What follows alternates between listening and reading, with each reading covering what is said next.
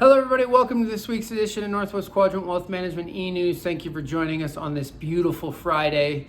We thought we'd talk a little bit about what's going on in the capital markets, especially this week. It's been very interesting, and we wanted to talk about it as it relates to you and your money, and if you should or shouldn't be concerned, and then talk about what's going on in the market more generally, and compare it to a very similar time that we saw in the late 90s and what transpired after that. So Josh can talk about what went on, what's been going on this week, and will probably continue to be in the news, and then we can talk about it as it relates to your money and your situation.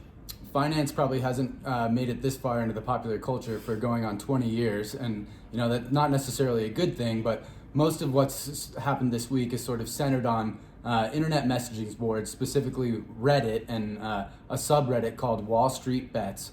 A lot of small retail investors there have made concerted effort to essentially attack individual names that have really high short interest. So what that entails is just institutional investors that are borrowing shares, selling them, and betting on a decline in the price of those shares. This concerted effort has resulted in what's called a short squeeze, where there's essentially a face-ripping rally, and there's been a couple hedge funds that have collapsed and others that have demanded pretty significant capital inflows as a result of all this. It harkens back to the 99-2000 tech telecom media bubble in that you really haven't seen this much retail interest in individual stocks in quite a long time, and it really centers on Robinhood, which is sort of a Facebook-like retail broker in that they offer free trading, yet their investors themselves are actually the product. And what I mean by that is that Robinhood sells order flow to market makers like Citadel Securities, which enables Citadel to essentially front run and profit off their trades. Yeah, so a lot of you think, well, I'm seeing it on the nightly news, I'm seeing it everywhere. How does it affect me and my accounts? And the truth is, the good news is it's not affecting any of you. It'll create volatility in the markets, but of course we're not in any of these names, because what's going to happen in all of these names is once the short squeeze goes away, people are going to wake up some morning and realize that AMC and GameStop are still bad businesses. And their stocks are going to collapse by 80 or 90%, and the retail investor is going to be left holding the bag. So we're not participating in any of this. We never will, never have even contemplated it. The good news is for you and your accounts is that markets function the way they were supposed to. And so you see all of these people on TV and in print. Now the politicians are getting involved and talking about how Robinhood excluded the trading on a lot of these stocks, and all these other brokers excluded the trading on a lot of these stocks.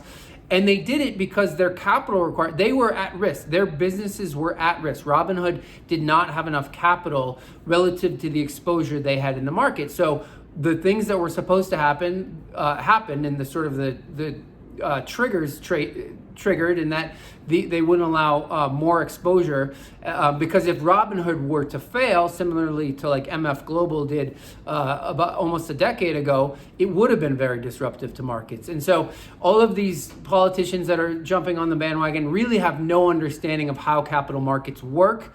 And they actually worked in this case, and the good news is it didn't create this more systemic problem in the capital markets.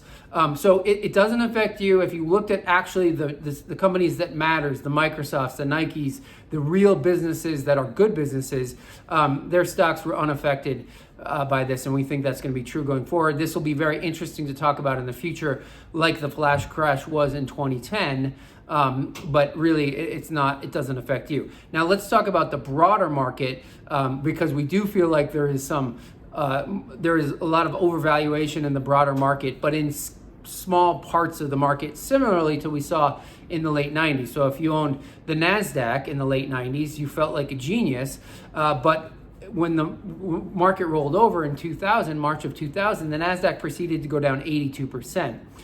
If this market continues, it'll be a very similar situation. I mean, if you look at the total stock market capitalization in the United States relative to the size of the US economy, it's twice the size. It's 2 times. In 1999, it was 1.4 times. So we're seeing more froth than we were in 1999.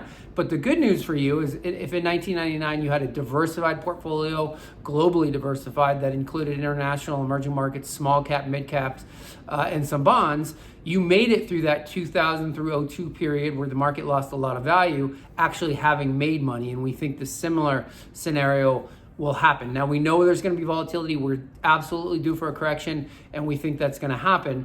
But we know we have a high quality, diversified portfolio that will be able to ride out any correction that we might see. I think it also highlights the necessity of intelligent indexing. GameStop briefly ascended to be the largest constituent in the Russell 2000, which is a small cap index that is often cited by the media, but actually contains a huge number of names that you specifically don't want to own.